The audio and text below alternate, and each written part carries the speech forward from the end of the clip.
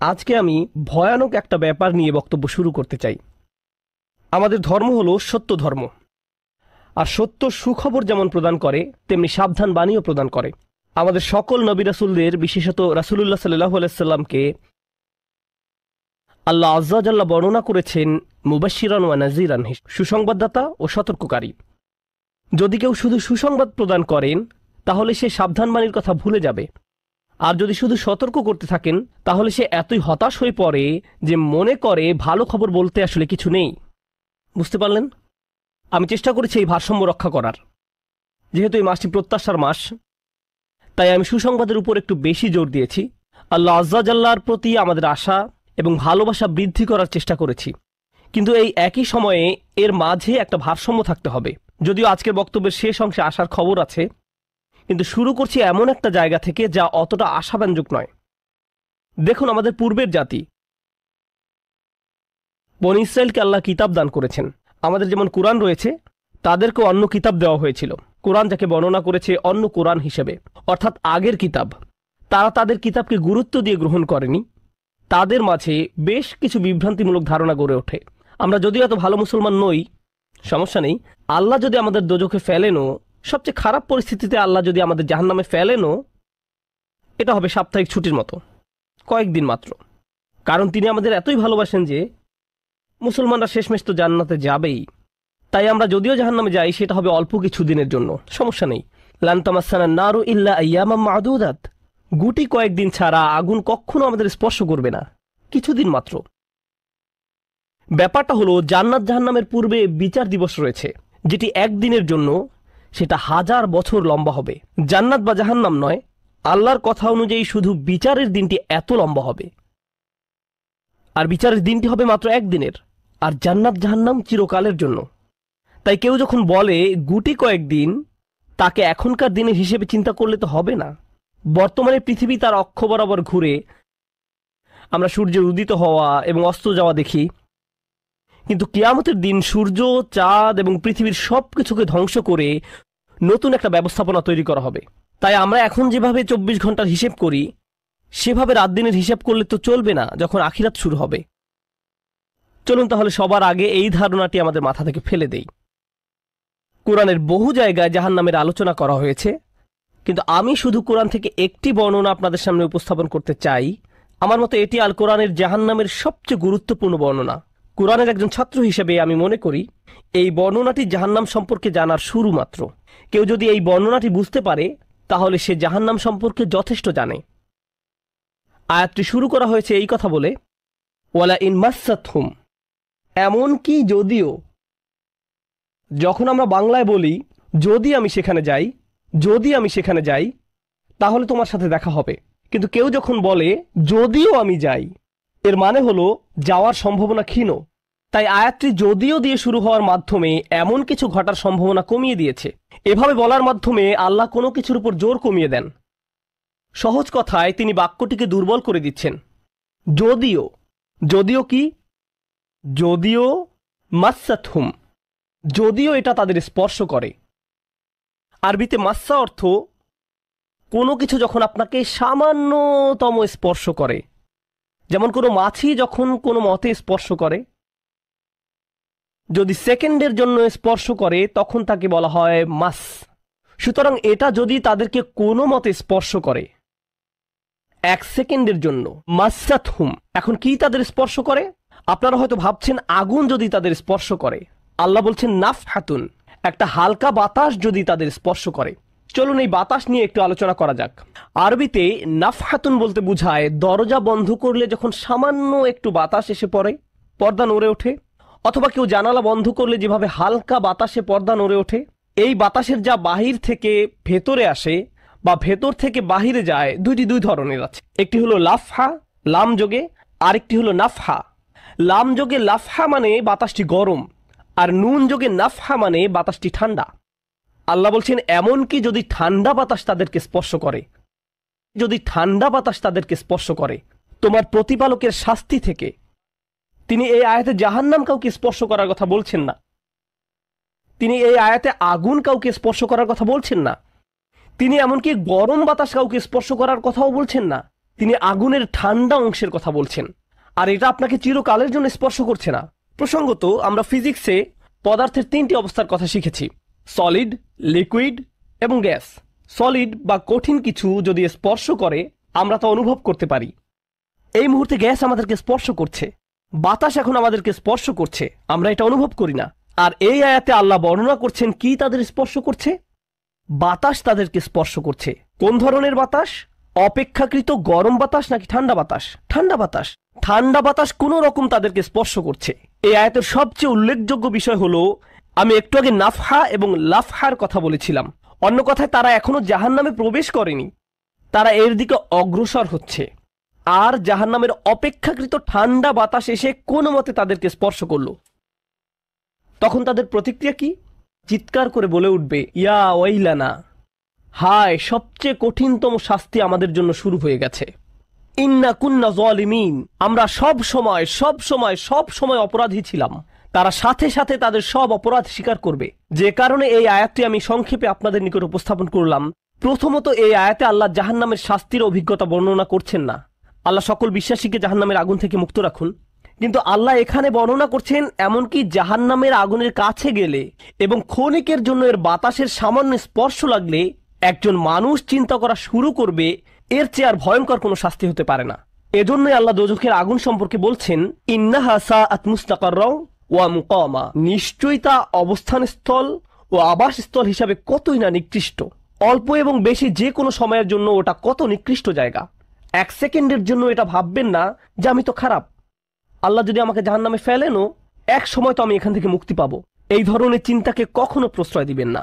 এই ভূমিকা দেওয়ার পর যখন বিচার দিবস শুরু হবে, যখন সমগ্র মানব জাতি একত্রিত হবে, তারা জানে না কোথায় যাবে, তারা জানে না কোন দিকে ফিরবে।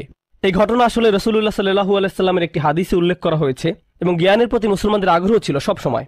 তো একবার কিছু মানুষ বিখ্যাত সাহাবী আনাস ইবনে মালিক রাদিয়াল্লাহু তাআলা আনহুর কাছে এলো, কারণ মানুষ লোকমুখে এই খবর পেয়েছিল যে আনাস এই হাদিসটি জানতেন, আর এটি অনেক বড় একটি হাদিস, বুখারী শরীফে বর্ণিত আছে। এই ঘটনা ঘটে রাসূলুল্লাহ সাল্লাল্লাহু আলাইহি সাল্লামের ইন্তেকালের পরে। তিনি বলেন, হাদ্দাসানা মুহাম্মাদুন সাল্লাল্লাহু আলাইহি ওয়াসাল্লাম। এখন আনাস রাদিয়াল্লাহু তাআলা আনহু কথা বলছেন। তিনি বলেন, রাসূলুল্লাহ সাল্লাল্লাহু আলাইহি সাল্লাম আমাদের বলেছেন, ইযা কানা ইয়াউমুল কিয়ামাতি মা জান্নাসু বা'দুহুম ফি বা'দ। মনোযোগ দিয়ে শুনুন। যখন বিচার দিবস শুরু হবে, মানুষ ঢেউয়ের মতো একে অপরের উপর আশ্রে পড়বে, সর্বত্র বিশৃঙ্খলা, সবাই একে অন্যের দিকে ছুটতে থাকবে। ফায়াতুনা আদম, তারা কোনো একভাবে আদম আলাইহিস সালামের দেখা পাবে, তারা তার কাছে ছুটে আসবে। ফায়াকুলুনা ইশফা আলানা ইলা রাব্বিক, সমগ্র মানব জাতি আদম আলাইহিস সালামের কাছে ছুটে আসবে এবং বলবে, আপনি কি দয়া করে আমাদের পক্ষ থেকে আল্লাহর সাথে কথা বলতে পারবেন? আমরা আল্লাহর ভয়ে ভীত। আপনি তো প্রথম মানুষ, আপনি তো সেই ব্যক্তি যাকে আল্লাহ ফেরেশতাদের সিজদা দিয়ে সম্মানিত করেছেন, আপনাকেই তো পছন্দ করা হয়েছে, আমরা সবাই আপনার সন্তান, আপনি আমাদের পিতা, তাই দয়া করে আমাদের জন্য আল্লাহর সাথে কথা বলুন, আমরা খুবই ভীত। এরপর তিনি বলবেন, ফায়াকুলু লাস্তু লাহা, তিনি বলবেন, আমি এর যোগ্য নই, আমি পারবো না। ফায়াকুলু লাস্তু লাহা ওয়ালাকিন আলাইকুম বিইব্রাহিম, তোমরা কেন ইব্রাহিমের সাথে কথা বলছো না? তোমাদের উচিত ইব্রাহিমের সাথে কথা বলা। অতএব মানব জাতি এখন কার খোঁজ করছে? ইব্রাহিম আলাইহিস সালাম। ফাইন্নাহু খলিলুর রহমান, তার কাছে যাও, কারণ তিনি রহমানের খুবই কাছের বন্ধু। ওয়াত্তাখাযাল্লাহু ইব্রাহিমা খলিলা, কুরআনে এসেছে আল্লাহ ইব্রাহিমকে তার বন্ধুরূপে গ্রহণ করেছেন। তাই ইব্রাহিমের কাছে যাও, তিনি তোমাদের সাহায্য করতে পারবেন। তারা ইব্রাহিমের কাছে যাবেন। ফায়াতুনা ইব্রাহিমা ফায়াকুলু লাস্তু লাহা, তারা ইব্রাহিমের কাছে গেলে তিনি বলবেন, আমি এর যোগ্য নই, আমাকে এই কাজের জন্য তৈরি করা হয়নি, আমি তোমাদের জন্য আল্লাহর সাথে কথা বলতে পারবো না। ওয়ালাকিন আলাইকুম বিমূসা, তোমরা কেন মূসা আলাইহিস সালামের কাছে যাচ্ছ না? তো মানব জাতি মূসা আলাইহিস সালামের কাছে দৌড়ে যাবে। ফাইন্নাহু কালিমুল্লাহ, তিনি আল্লাহর সাথে অনেক কথা বলতেন। ওয়া কাল্লামাল্লাহু মূসা তাকলিমা, আর আল্লাহ মূসার সাথে কথা বলেছেন সরাসরি। সুতরাং তিনি যেহেতু আল্লাহর সাথে কথা বলতে অভ্যস্ত, আজকে তো কথা বলার উত্তম সময়, তিনি তোমাদের পক্ষ থেকে আল্লাহর সাথে কথা বলবেন। ফায়াতুনা মূসা ফায়াকুলু লাস্তু লাহা, মানব জাতি দৌড়ে মূসা আলাইহিস সালামের কাছে যাবে, তিনি বলবেন, আমি এর যোগ্য না, আমি পারবো না। ওয়ালাকিন আলাইকুম বিঈসা, তোমরা ঈসা আলাইহিস সালামের কাছে কেন যাচ্ছ না? ফাইন্নাহু রূহুল্লাহ ওয়া কালিমাতুহু, তিনি হলেন আল্লাহর দেওয়া রূহ এবং তিনি আল্লাহর কালিমা, আল্লাহর হুকুমে তিনি অলৌকিকভাবে জন্মগ্রহণ করেন। কুন ফায়াকুন, অতএব তিনি যেহেতু সকল রাসূলদের মাঝে বিশেষ মর্যাদার অধিকারী, তার কাছে যাও, তার সাথে কথা বলো। সকল মানুষ দৌড়ে ঈসা আলাইহিস সালামের কাছে যাবে। ফায়াকুলু লাস্তু লাহা, তিনি বলবেন, আমি পারবো না, এই কাজ আমার জন্য নয়, আমাকে এই কাজের জন্য তৈরি করা হয়নি। তারপর তিনি বলবেন, ওয়ালাকিন আলাইকুম বি মুহাম্মাদিন সাল্লাল্লাহু আলাইহি ওয়াসাল্লাম, মানবজাতি তোমাদেরকে মুহাম্মদ সাল্লাল্লাহু আলাইহি সাল্লামের কাছে যেতে হবে। মানুষেরা তখন রাসূলুল্লাহ সাল্লাল্লাহু আলাইহি সাল্লামের কাছে যাবে। এখন রাসূল সাল্লাল্লাহু আলাইহি সাল্লাম আমাদের বলছেন, ফায়াতুনি ফাআকুল, সবাই তখন আমার কাছে আসবে আর আমি তাদেরকে বলবো। এখন রাসূল সাল্লাল্লাহু আলাইহি সাল্লাম আমাদের বলছেন, আনা লাহা, আমার জন্য এই কাজ, আমি এই কাজের যোগ্য। আনা লাহা ফাআস্তাযিনু আলা রব্বি। প্রসঙ্গত আমি আপনাদেরকে আরো বলার পূর্বে বিচার দিনের একটা দৃশ্য হলো, আল্লাহ বলেন, ইয়াউমা ইয়াকুমুর রূহু ওয়াল মালাইকাতু সাফফান লা ইয়াতাকাল্লামুনা ইল্লা মান আযিনা লাহুর রহমান ওয়া ক্বালা সাওয়াবা। যেদিন রূহ ও ফেরেশতাগণ সারিবদ্ধভাবে দাঁড়াবে, এমন এক সময় থাকবে যখন কেউ কথা বলতে পারবে না। এমন এক ধরনের নীরবতা, এমন নীরবতা বিরাজ করবে যার কথা মানবজাতি কোনোদিন শোনেনি। এমন ধরনের নীরবতার অস্তিত্ব কখনো কোনোদিন ছিল না। সেই রকম পিনপতন নীরবতায় আল্লাহ বলেন, লা ইয়াতাকাল্লামুন, কেউ কথা বলতে পারবে না, ইল্লা মান আযিনা লাহুর রহমান, দয়াময় আল্লাহ যাকে অনুমতি দিবেন সে ব্যতীত। আর তিনি হলেন মুহাম্মদুর রাসূলুল্লাহ সাল্লাল্লাহু আলাইহি সাল্লাম। তিনি এমন সময় আল্লাহর কাছে আসবেন যখন সৃষ্টির কারো একটি শব্দ করার অনুমতি থাকবে না, সৃষ্টির কারো কোনো আওয়াজ শোনা যাবে না। তিনি আল্লাহর সামনে এসে আল্লাহর কাছে কথা বলার অনুমতি চাইবেন। ফায়ুযানু লি, তিনি বলেন আমাকে কথা বলার অনুমতি দেওয়া হবে। ওয়ায়ুলহিমুনি মাহামিদা আহমাদাহু বিহা লা ইয়াহদুরুনিল আন, সেই দিন আল্লাহ আমাকে স্পেশাল একটি দোয়ার মাধ্যমে তার প্রশংসা, তার কৃতজ্ঞতা করা শেখাবেন, যেটি বিচার দিবসে আমাকে দেওয়া হবে, যা এর পূর্বে কাউকে দেওয়া হয়নি, কোনো সৃষ্টিকে দেওয়া হয়নি। এক স্পেশাল ওয়াহি রাসূলুল্লাহ সাল্লাল্লাহু আলাইহি সাল্লামকে দেওয়া হবে বিচার দিবসে, যা কোনো সৃষ্টিকে দেওয়া হয়নি। আর তিনি সেই দিন সে স্পেশাল উপায়ে আল্লাহর প্রশংসা করবেন, লা ইয়াহদুরুনিল আন, আর সেই ওহী এখনো আমার কাছে আসেনি, সেই দোয়া এখনো আমি জানি না। ফা আহমাদাহু বিতিলকাল মাহামিদ, তারপর আমি আল্লাহর দেওয়া সেই স্পেশাল বাক্যগুলোর মাধ্যমে আল্লাহর প্রশংসা করব। ওয়া আখিরু লাহু সাজিদান, আমি সেই বাক্যগুলো উচ্চারণ করার পর আল্লাহর সমীপে সিজদায় অবনত হব। কিয়ামতের দিনের দৃশ্যপটে রাসূলুল্লাহ সাল্লাল্লাহু আলাইহি সাল্লাম এমন জায়গায় থাকবেন, এই অবস্থাকে বলা হয় মাকাম মাহমুদা, একটা স্টেশন, অথবা বলতে পারেন এমন একটা স্টেজ যা প্রশংসিত, আর মানবজাতি সেটা প্রত্যক্ষ করবে।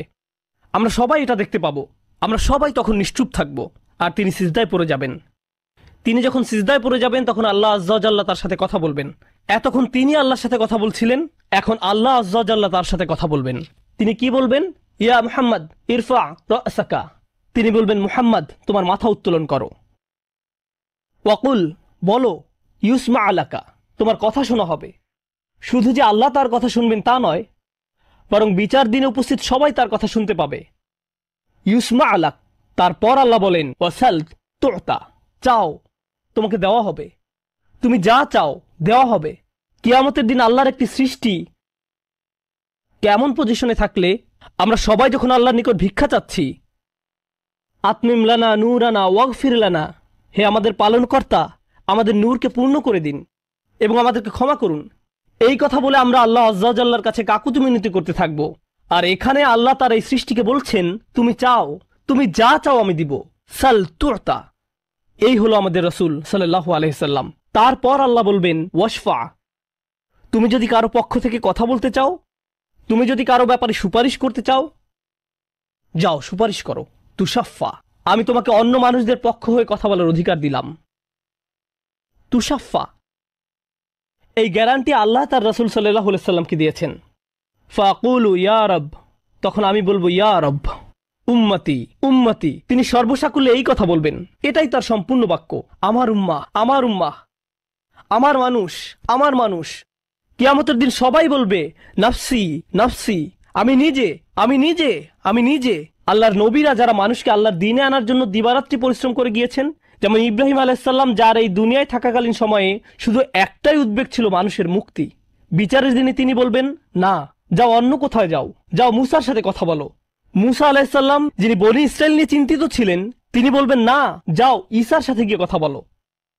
আর আমাদের রাসূল সাল্লাল্লাহু আলাইহি সাল্লাম বলবেন, প্রসঙ্গত কোরআনে কিয়ামত দিবসের যে ভয়াবহতার কথা বর্ণনা করা হয়েছে তা একবার চিন্তা করে দেখুন। ইয়াউমা তারাউনাহা তাযহালু কুল্লু মুরদিআতিন আম্মা আরদাআত, প্রত্যেক মা যে তার বাচ্চাকে দুধ খাওয়াচ্ছে তার বাচ্চাকে ফেলে দিবে যেন সে কিছুই না। ইয়াফিরুল মারউ মিন আখিহি ওয়া উম্মিহি ওয়া আবিহি, সেদিন মানুষ তার ভাইয়ের কাছ থেকে পালাবে, মায়ের কাছ থেকে পালাবে, বাবার কাছ থেকে পালাবে। ওয়া সাহিবাতিহি ওয়া বানিহি, তার স্ত্রীর কাছ থেকে পালাবে, ছেলেমেয়ের কাছ থেকে পালাবে। আপনাদের কেউ কেউ হয়তো ইতিমধ্যে স্ত্রীর কাছ থেকে পালিয়ে বেড়ান, তাই আপনাদের কাছে হয়তো এটা অতটা ভীতিপ্রদ নয়। এই আয়াত হয়তো আপনার জন্য ভয়ের নয়, কেউ কেউ ভাবছে অবশেষে। যাই হোক, সমস্ত গুরুত্বের সাথে সেই দিন সবাই কাকে নিয়ে উদ্বিগ্ন থাকবে? নিজেকে নিয়ে।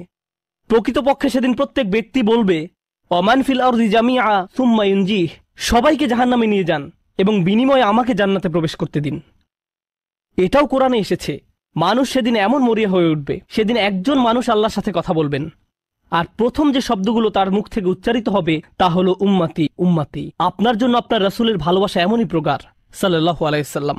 আমার উম্মাহ, আমার উম্মাহ। যদি আমরা তাকে ভালোবেসে থাকি, তাহলে যেই উম্মতের জন্য আল্লাহ রসুলের এত ভালোবাসা, সেই উম্মতের জন্য আমাদের অন্তরে কিভাবে এত ঘৃণার বাস হয়? কিভাবে সম্ভব এটা? কিভাবে আমাদের পরস্পরের প্রতি এত ক্রোধ, বিচার, সমালোচনা, বিভক্তি, বিদ্বেষ, অনুমান, অহংকার? আর এই মানুষগুলো দাবি করে তারা রাসূলুল্লাহ সাল্লাল্লাহু আলাইহি সাল্লামকে ভালোবাসে। এইসব তুচ্ছ বিষয় ভুলে যেতে এই ভালোবাসা কি যথেষ্ট নয়? আমাদের কোন পার্থক্যগুলো এর চেয়ে বড়? তো যখন রাসূলুল্লাহ সাল্লাল্লাহু আলাইহি সাল্লাম বলবেন উম্মতি উম্মতি, আল্লাহ সুবহানাহু ওয়া তাআলা বলবেন ফায়াকুলু ইনতালিক ফাআখরিজ মিনহা মান কানা ফি কলবিহি মিসকালা শাইরাতিন মিন ঈমান। মনোযোগ দিয়ে শুনুন, যাও এখান থেকে বের করে নাও যাদের অন্তরে ঈমান আছে, এমনকি এখানে শারিয়া মানে বার্লি দানা, যা সামান্য একটু লম্বা হয়, যাদের অন্তরে এতটুকু পরিমাণ ঈমানও আছে, যে কোনো ঈমান যদি তাদের অন্তরে থেকে থাকে, তাহলে তাদেরকে বের করে নাও। আপনি এগিয়ে যান এবং বের করে নিন। দৃশ্যপটটি কল্পনা করুন, রাসূলুল্লাহ সাল্লাল্লাহু আলাইহি সাল্লাম মানুষকে রাখছেন, যাও যাও যাও, তিনি তাদেরকে সরিয়ে নিচ্ছেন। কিছু মানুষকে নিয়ে যাওয়ার পর ফেরেশতারা থামিয়ে দিলেন, কারণ কারো কারো ঈমান এর চেয়েও ছোট। সামান্য পরিমাণ ঈমান বলতে আসলে কি বোঝায়? কেউ একজন হারাম কোনো কাজে যুক্ত ছিল, সে ভয়ানক কিছু একটা করছিল, কাজটা করে ফেলার পর তার মনে অনুশোচনা জাগ্রত হলো, তার ভেতর থেকে কিছু একটা বলছে এটা খারাপ কাজ, আমার এটা করা উচিত নয়, আল্লাহ আমাকে এটা সম্পর্কে জিজ্ঞাসা করবেন। তারপর কোনো একভাবে তার এই চিন্তাটাকে সে দমিয়ে দিল, থাক এখন চিন্তা করার দরকার নেই। কিন্তু পরবর্তীতে সে আল্লাহর কাছে দোয়া করে বলল, ইয়া আল্লাহ, আমি জানি না কিভাবে এই কুঅভ্যাস থেকে বাঁচব, আমাকে এর থেকে মুক্তি দিন। আমি চাই না এটা আমার জীবনে আর ঘটুক, কিন্তু তবু আমি এটাতে আটকা পড়ে আছি। অতি ক্ষুদ্র ঈমান তার ভেতর থেকে চিৎকার করছে, অন্য কেউ এটা শুনতে পারছে না, তার অন্তর এটা শুনছে। আর আল্লাহ আজ্জা জাল্লা বলছেন, তারা যদি এতটুকু ঈমানও দেখাতে পারে, আপনি এগিয়ে যান, তাদেরকে বের করে নিয়ে আসুন। আপনি তাদেরকে বের করে নিয়ে আসুন। আর তিনি যখন এভাবে মানুষদেরকে বের করে নিয়ে আসবেন, তখন ফেরেশতারা একসময় থামিয়ে দিবেন, কারণ অনেক মানুষের অন্তরে এতটুকু ঈমানও নেই, সামান্য অনুতাপটুকু তাদের অন্তরে ছিল না। থামিয়ে দিবেন, ফাআনতালিক ফাফআল, আমি গিয়ে এমনই করব, সুম্মা আউদ, তারপর আমি ফিরে আসব। অর্থাৎ ফেরেশতারা থামিয়ে দিবে, আর অন্য মানুষেরা সেখানে কাঁদতে থাকবে, আমাদের কি হবে, আমাদের কি হবে? তারপর রাসূলুল্লাহ সাল্লাল্লাহু আলাইহি সাল্লাম ফেরত আসবেন, ফাআহমাদাহু বিতিলকাল মাহামিদ, অতঃপর আমি পুনরায় সেসব প্রশংসা বাক্য দ্বারা আল্লাহর প্রশংসা করব। লক্ষ্য করুন, প্রথমবার তিনি প্রার্থনা করার জন্য অনুমতি চেয়েছিলেন, তাই না? দ্বিতীয়বারের বেলায় অনুমতির কোনো উল্লেখ নেই। লক্ষ্য করেছেন, তিনি আসলে সাথে সাথে আল্লাহর প্রশংসা করা শুরু করবেন। আল্লাহ কি তাকে এমনটি করতে বলেছেন? না, এটা হলো নিজ উম্মতের প্রতি তার অপরিসীম ভালোবাসার বহিঃপ্রকাশ। তিনি আবারও আল্লাহর প্রশংসা করা শুরু করবেন, এই আশায় যে আল্লাহ তাকে অটোমেটিক অনুমতি দিবেন। সুম্মা আখিরু লাহু সাজিদান, আর সিজদায় পড়ে যাব। ফায়াকুলু ইয়া মুহাম্মদ, আমাকে বলা হবে, হে মুহাম্মদ, ইরফা রাসাকা, তোমার মাথা উঠাও। কুল ইউসমা লাকা, বলো তোমার কথা শোনা হবে। ওয়াসাল তুতা, চাও তোমাকে আবার দেওয়া হবে। ওয়াশফা তুশাফা, সুপারিশ করো, সুপারিশ গ্রহণ করা হবে। তোমাকে সুযোগ দেওয়া হবে তাদেরকে বের করে নেয়ার, তোমাকে তাদের জন্য সুপারিশ করার সুযোগ দেওয়া হবে। ফাআকুলু ইয়া রব উম্মতি উম্মতি, আমি তখন বলবো, হে আমার রব, আমার উম্মত, আমার উম্মত। তিনি তো ইতোমধ্যে অল্প ঈমানের অধিকারীদেরকে বের করে নিয়েছেন। ফায়াকুলু ইনতালিক, এরপর আল্লাহ বলবেন, এগিয়ে যাও। ফাআখরিজ মিনহা মান কানা ফি কলবিহি মিসকালা যাররাতিন আও খারদালাতিন মিন ঈমান, তোমাকে সুযোগ দেওয়া হবে তাদেরকে বের করে নেয়ার, সুপারিশ গ্রহণ করা হবে।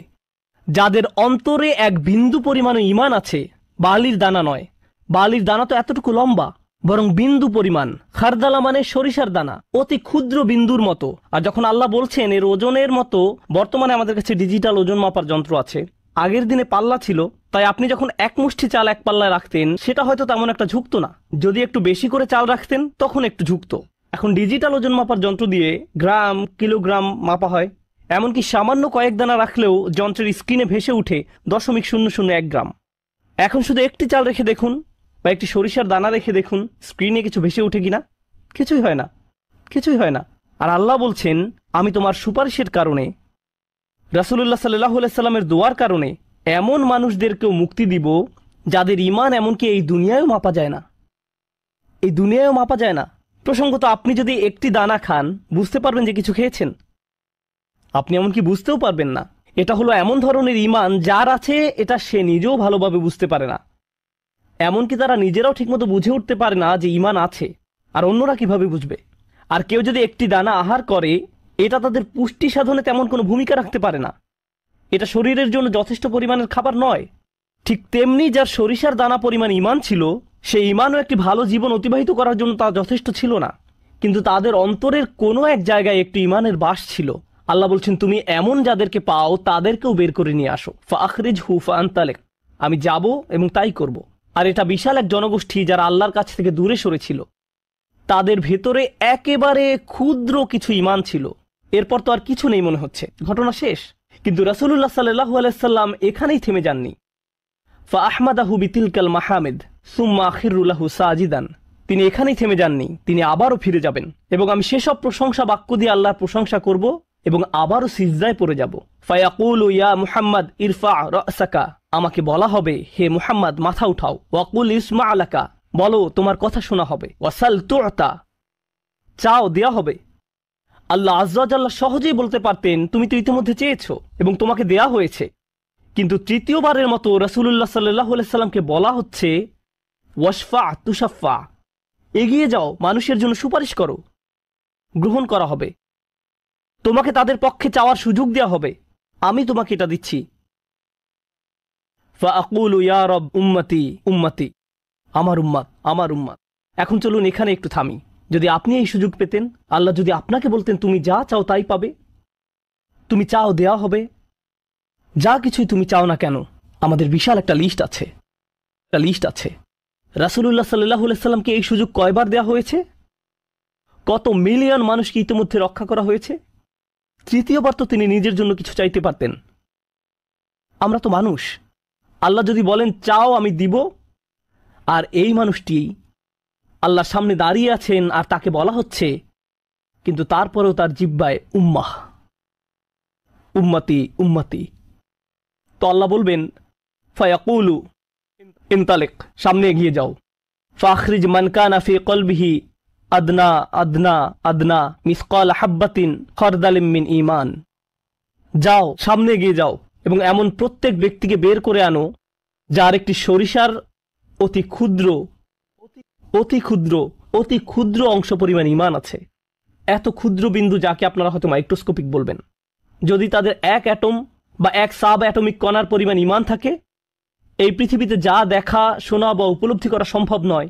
যদি তাদের গভীর অবচেতন মনের কোথাও কণা পরিমাণ ঈমান থাকে, যদি তাদের ততটুকু ঈমান থাকে, এগিয়ে যাও এবং তাদের বের করে নিয়ে আসো। যদি তাদের অন্তরে এতটুকু ঈমান থাকে, তো আল্লাহ রাসূলুল্লাহ সাল্লাল্লাহু আলাইহি সাল্লামকে বলবেন ফাআখরিজহু মিনান নার, তাদেরকে আগুন থেকে বের করে আনো। কথাটা মনোযোগ দিয়ে শুনুন, তাদেরকে কোথা থেকে বের করে আনো? আগুন থেকে। অর্থাৎ কিছু মানুষ ইতোমধ্যে জাহান্নামে পতিত হয়ে গেছে। অনেক মানুষ এই হাদিস পড়ে মনে করে আমরা জাহান্নাম থেকে মুক্তি পেয়ে যাব, আগুন আমাদের স্পর্শ করবে না। কিন্তু হাদিস এই কথা বলছে না। রাসূলুল্লাহ সাল্লাল্লাহু আলাইহি সাল্লাম আল্লাহর কাছে কাকুতি মিনতি করছেন, আর এই দিনটি হবে 50,000 বছর লম্বা। অনেক মানুষের বিচার ইতোমধ্যে হয়ে গেছে। আর আমি আপনাদেরকে সেই আগুন সম্পর্কে শুরুতে বলেছিলাম, আপনি যদি এর বাতাসের স্পর্শ পান 1 সেকেন্ডেরও কম সময়ের জন্য, আপনার মনে হবে এর চেয়ে ভয়ঙ্কর আর কোনো শাস্তি হতে পারে না। আর আল্লাহ রাসূল সাল্লাল্লাহু আলাইহি সাল্লাম সেই মানুষগুলোর জন্য আশা ছেড়ে দেননি, তাদের জন্য হতাশ হয়ে পড়েননি। প্রসঙ্গত তারা মুসলিম, তারা কিন্তু মুসলিম, কারণ রাসূল সাল্লাল্লাহু আলাইহি সাল্লাম কি বলছেন, তার মুখ থেকে কোন কথাগুলো উচ্চারিত হয়েছে? উম্মতি উম্মতি। আগুনের মানুষগুলো মুসলমান, ওই মানুষগুলো অমুসলিম নয়, মুসলিম। তো রাসূল সাল্লাল্লাহু আলাইহি সাল্লাম বলেন ফাআনতালিকু ফাআফআল, আমি যাব এবং সেটাই করব। প্রসঙ্গত রাসূলুল্লাহ সাল্লাল্লাহু আলাইহি সাল্লামের এই কথার সাথে হাদিসের সমাপ্তি হলো। আনাস ইবনে মালিক রাদিয়াল্লাহু তাআলা আনহু তার কাছে আসা লোকদেরকে এতটুকু বর্ণনা করলেন। ফাকুলতু লিবাদি আসহাবিনা, হযরত আনাসের কাছে হাদিস শিখতে আসা একজন বলল, আমি আমার কিছু সঙ্গীকে বললাম, লাউ মারারনা বিল হাসান ওয়া হুয়া মুতাওয়ারিন ফি মানজিলি আবি খলিফা, চলো আমরা হাসান বসরির কাছে যাই। আমরা হাদিসটি আনাসের কাছ থেকে শুনেছি, কিন্তু আমরা জানি এই হাদিসটি হাসানও জানেন, চলো আমরা তার কাছে যাই। প্রসঙ্গত আনাস রাদিয়াল্লাহু তাআলা আনহুর তখন অনেক বয়স হয়ে গিয়েছিল। এই হাদিসে কতবার রাসূল সাল্লাল্লাহু আলাইহি সাল্লাম আল্লাহর কাছে গেলেন? 3 বার। রাসূলুল্লাহ সাল্লাল্লাহু আলাইহি সাল্লাম ইন্তেকাল করেছেন বহু বছর আগে। আমরা জেনেছি এই হাদিস হাসান বসরিও জানেন। তারা আগে কখনো এই ধরনের কথা শুনেনি। খুবই আশ্চর্যজনক কথা। এজন্য তারা ব্যাপারটা যাচাই করতে চাচ্ছিলেন যে দেখা যাক হাসান বসরিও একই হাদিস বর্ণনা করেন কিনা। তারা শুনেছে হাসান বসরি বাস করেন আবু খলিফার বাড়ির পেছনের একটি ঘরে। তাই তারা হাসান বসরিকে খুঁজতে লাগলো। তারা তাকে খুঁজে পেলেন। হাদ্দাসানা আনাস ইবনে মালিক ফাআতাইনাহু ফাসাল্লামনা আলাইহি। তো আমরা তার কাছে এলাম এবং তাকে সালাম দিলাম। ফাআযিনা লানা, তিনি আমাদেরকে প্রবেশের অনুমতি দিলেন। ফাকুলনা লাহু ইয়া আবা সাঈদ, আমরা তাকে বললাম, হে সাঈদের পিতা, জিনাকা মিন ইনদি আখিকা আনাস ইবনে মালিক, আমরা আপনারই ভাই আনাস ইবনে মালিকের নিকট হতে আপনার কাছে আসলাম। ফালাম নারা মিসলা মা হাদ্দাসানা ফি শাফাআত, শাফাআত বিষয়ে তিনি যেমন বর্ণনা দিয়েছেন তেমনটা বর্ণনা করতে আমরা আর কাউকে দেখিনি। ফাকালা হি, তিনি বললেন ফাহাদ্দাসনাহু বিল হাদিস, আমার কাছে সেটি বর্ণনা করো, দেখি তোমরা আনাসের কাছ থেকে কি শুনেছ। তো তারা তার নিকট সম্পূর্ণ হাদিসটি বর্ণনা করে শোনালেন। ফাআনতাহা ইলা হাযাল মাওদি', আমরা এই পর্যন্ত অর্থাৎ 3 বার রাসূল সাল্লাল্লাহু আলাইহি সাল্লামের সুপারিশের কথা বলে শেষ করলাম। ফাকালা হি, তিনি বললেন আরো বর্ণনা করো। ফাকুলনা লাম ইয়াজিদ লানা আলা হাযা, আমরা বললাম তিনি তো এর অধিক আমাদের কাছে বর্ণনা করেননি, আমাদেরকে এতটুকুই বলেছেন। এখন হাসান কথা বলছেন, লাকাদ হাদ্দাসানি ওয়া হুয়া জামিউ মুনযু 20 সানাতান, তিনি অর্থাৎ আনাস আমার কাছে এই হাদিস বর্ণনা করেছেন যখন তিনি তখন যুবক ছিলেন, 20 বছর আগে। কত বছর আগে? 20 বছর আগে। আমি নিশ্চিত না তিনি কি বাকিটুকু ভুলে গেলেন, নাকি তিনি তোমাদেরকে বাকিটুকু বলেননি কারণ তাহলে তোমরা অলস হয়ে পড়বে। ফালা আদ্রি আনাসি আম কারিহা আন তাত্তাকিলু, তিনি এরপর বললেন এই হাদিসের চতুর্থ একটি অংশ আছে, আর আমি নিশ্চিত নই তোমাদের বলা উচিত কিনা, কারণ তার এখন বয়স বেশি হয়েছে, তার স্মরণশক্তি ওইভাবে কাজ করছে না। কিন্তু আমার সন্দেহ তিনি তোমাদের বলেননি কারণ তোমরা এতে অলস হয়ে পড়বে। তারা বলল, ইয়া আবা সাঈদ হাদ্দাসানা, আপনি কি আমাদেরকে এটা বলতে পারেন? আমরা আসলেই জানতে চাই। ফাদহিকা, তিনি হাসতে শুরু করলেন। ফাকালা খুলিকাল ইনসানু আজুলা, তিনি কোরআনের একটি আয়াত উল্লেখ করে বললেন, মানুষকে সৃষ্টি করা হয়েছে তাড়াহুড়া প্রবণ করে। মা যাকারতুহু ইল্লা ওয়া আনা আদরি আন উহাদ্দিসুকুম হাদ্দাসানি কামা হাদ্দাসাকুম বিহি, আমি তো বর্ণনার উদ্দেশ্যেই তোমাদের কাছে বিষয়টি উল্লেখ করলাম। তিনি তাদেরকে উৎসুক করে তুলেছিলেন, আমি তোমাদেরকে বলবো তিনি তোমাদের নিকট যা বলেছেন তা সত্য। হাসান আরো বলেন, রাসূলুল্লাহ সাল্লাল্লাহু আলাইহি সাল্লাম বলেন, এরপর আমি চতুর্থবারের মতো ফিরে আসব। ফাআহমাদাহু বিতিলকাল মাহামিদ, এবং সেসব প্রশংসা বাক্য দিয়ে আল্লাহর প্রশংসা করব, যে বাক্যগুলো আল্লাহ আমাকে দিয়েছেন, যা অন্য কোন সৃষ্টিকে এর পূর্বে দেয়া হয়নি, এবং সিজদায় পড়ে যাব। সুম্মা আখিরু লাহু সাজিদান, তখন বলা হবে, ফায়ুকালু ইয়া মুহাম্মদ ইরফা রাসাকা, হে মুহাম্মদ মাথা উঠাও। ওয়াকুল ইউসমা, বলো তোমার কথা শোনা হবে। ওয়াসাল তু'তা, চাও দেয়া হবে। ওয়াশফা তুশাফা, শাফায়াত করো গ্রহণ করা হবে। এই সময়ে এসে এতটুকুর চেয়ে ছোট ঈমানও আর অবশিষ্ট নেই। সকল সম্ভাব্য ঈমানওয়ালাদের মুক্তি হয়ে গেছে। আদনা আদনা আদনা মিসকাল হাব্বা, সবাই মুক্তি পেয়ে গেছে। ফাআকুলু ইয়া রব ইযান লি ফি মান ক্বালা লা ইলাহা ইল্লাল্লাহ, এখন রাসূলুল্লাহ সাল্লাল্লাহু আলাইহি সাল্লাম বলেননি উম্মতি, এইবার তিনি উম্মতি বলেননি, তিনি বলছেন, হে আমার প্রতিপালক, আমাদেরকে তাদের সম্পর্কে শাফায়াত করার অনুমতি দান করুন যারা বলেছে লা ইলাহা ইল্লাল্লাহ, যে এমনকি এই কথা বলেছে। আচ্ছা ঠিক আছে, আমার মনে হয় একজন সৃষ্টিকর্তা আছেন। একটি কলেজ ক্যাম্পাসে হয়তো একদল ছাত্র মুসলিম ছাত্রদের সাথে আলোচনা করছে। তখন একজন বলল, আচ্ছা ঠিক আছে, দার্শনিক দৃষ্টিকোণ থেকে মেনে নিলাম একজন ঈশ্বর রয়েছেন, ঠিক আছে আমি মানলাম যে একজন ঈশ্বর আছেন। আমি বলছি না যে আমি মুসলিম, যদি উপাসনা করতেই হয় তাহলে শুধু এক ঈশ্বরের উপাসনা করতে হবে। তাদের অন্তরে কোনো অনুভূতি নেই, তারা কারো ইবাদত করছে না, তারা শুধু এই উপসংহারে পৌঁছেছে। প্রসঙ্গত এই ধরনের একটা সাদৃশ্য পাওয়া যায় সূরা হুজরাতের একটা আলোচনায়। আল্লাহ বলছেন, ফাকালাতিল আরাবু আমান্না কুল লাম তুমিনু ওয়ালাকিন কুলু আসলামনা, বেদুইনরা বলে আমরা ঈমান এনেছি, বলো তোমরা ঈমান আনোনি, বরং তোমরা বলো আমরা আনুগত্য স্বীকার করেছি। তোমরা শুধু ইসলামের প্রাথমিক ধারণা গ্রহণ করেছো। ধারণা থাকে এখানে, আর ঈমান কোথায় থাকে? যাদের অন্তরে কিছু ঈমান ছিল তাদের ইতোমধ্যে নেওয়া হয়ে গেছে। এখন যাদের মাথায় কিছু ধারণা ছিল যে একজন রব আছেন, তারা কোনোদিন ধর্ম প্র্যাকটিস করেনি, তারা ধর্মীয় কোনো কাজই করেনি, তারা শুধু এই ধারণা মেনে নিয়েছিল যে শুধু একজন প্রভুর উপাসনা করতে হবে।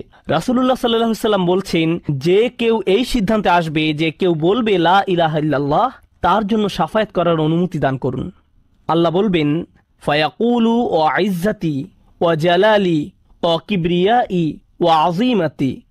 আল্লাহ বলবেন, আমি আমার কর্তৃত্বের শপথ করছি, আমি আমার স্বীয় গৌরবের শপথ করছি, আমি আমার বরত্বের শপথ করছি, আমি আমার মহত্বের শপথ করছি। লা উখরিজান্না মিনহা মান ক্বালা লা ইলাহা ইল্লাল্লাহ। আমি স্বয়ং অবশ্যই তাদের সবাইকে জাহান্নাম থেকে বের করব যারা বলেছে লা ইলাহা ইল্লাল্লাহ, তোমার এই সুপারিশের কারণে। সাল্লাল্লাহু আলাইহি সাল্লাম। জাহান্নাম কতটা ভয়ঙ্কর তার একটা ছোট্ট নমুনা দিয়ে আমি আজকের আলোচনা শুরু করেছিলাম। এখন সব শেষে রাসূলুল্লাহ সাল্লাল্লাহু আলাইহি সাল্লাম আমাদের জন্য এই শাফায়াত করছেন। এই হাদিসটি অন্যতম গুরুত্বপূর্ণ একটি হাদিস। এমনকি 20 বছর পরে আনাস ইবনে মালিক এখন বৃদ্ধ হয়ে গেছেন, মানুষ তখনও তার কাছে শাফায়াত বিষয়ে জানতে এসেছেন। এমনকি আজকের দিনেও এই হাদিসটি অন্যতম শক্তিশালী একটি হাদিস, এবং অন্যতম এই জন্য যে ভুলভাবে ব্যবহার করার একটি বক্তব্য রাসূলুল্লাহ সাল্লাল্লাহু আলাইহি সাল্লামের। কখনোই এর অপব্যবহারের চিন্তাও করবেন না। এটা ফ্রি হয়ে যাওয়ার লাইসেন্স নয়। যদি আমরা মনোযোগের সাথে পড়ি তাহলে আমরা বুঝব যে আল্লাহ এমন মানুষদেরকে জাহান্নাম থেকে বের করে আনার জন্য অনুমতি দেবেন যাদের ঈমান যথেষ্ট ছিল না, যাদের সৎ কাজ যথেষ্ট ছিল না। পক্ষান্তরে এমন অনেক মানুষ থাকবে যাদের অন্তরে ঈমান আছে, যাদের ডান হাতে সৎ কাজ আছে, আর এই সৎ কাজগুলো বিচারের দিনে আলোতে পরিণত হবে। হৃদয়ের ঈমানও বিচারের দিনে জ্যোতিতে পরিণত হবে। ইয়াসআ নূরুহুম বাইনা আইদিহিম ওয়া বিআইমানিহিম। তাদের বুকের ভেতর থেকে আলো ছুটতে থাকবে এবং তাদের ডান হাত থেকে এই আলো টর্চে পরিণত হবে, গাড়ির হেডলাইটের মতো। চারপাশে থাকবে অন্ধকারাচ্ছন্ন, আর আপনি জান্নাতের দিকে ছুটতে থাকবেন। আপনাকে জাহান্নাম অতিক্রম করে যেতে হবে, এটা আল্লাহর নির্দেশ। ওয়া ইম মিনকুম ইল্লা ওয়ারিদুহা। জান্নাতে যেতে হলে সবাইকে জাহান্নাম অতিক্রম করে যেতে হবে, সবাইকে, এর কোনো ব্যতিক্রম নেই। আর এই ব্রিজ অতিক্রম করতে হলে আপনার আলো লাগবে। যদি আলো না থাকে তাহলে পড়ে যাবেন। তো মানুষ যখন হেঁটে যাচ্ছে তখন অনেকের এত পরিমাণ আলো থাকবে যেন মক্কা থেকে সিরিয়া দেখা যাচ্ছে, আর কারো কারো এত অল্প পরিমাণ আলো থাকবে যে তারা কোনো মতে পায়ের সামনের কিছু অংশ দেখতে পাবে, কারণ তাদের ঈমান দুর্বল ছিল। কিন্তু এই হাদিস এমন মানুষদের সম্পর্কে নয় যাদের সামান্য কিছু আলো থাকবে বা অনেক বেশি আলো থাকবে। এই হাদিস এমন মানুষদের সম্পর্কে যাদের আলো এত স্বল্প পরিমাণ যে এটি দিয়ে কিছুই দেখা যাচ্ছে না, আর যাদের আলো আছে তারা আল্লাহর কাছে ভিক্ষা করতে থাকবে, রব্বানা আতমিম লানা নূরানা ওয়াগফির লানা। আমাদেরকে আমাদের আলো পূর্ণ করে দিন, ব্যাটারি যেন শেষ হয়ে না যায়। আমাদেরকে জান্নাতের গেটে পৌঁছে দিন, আমাদেরকে ক্ষমা করে দিন। আমরা আল্লাহর কাছে ভিক্ষা চাচ্ছি যেন তিনি আমাদের কপালে রাসূলুল্লাহ সাল্লাল্লাহু আলাইহি সাল্লামের শাফায়াত জুড়ে দেন।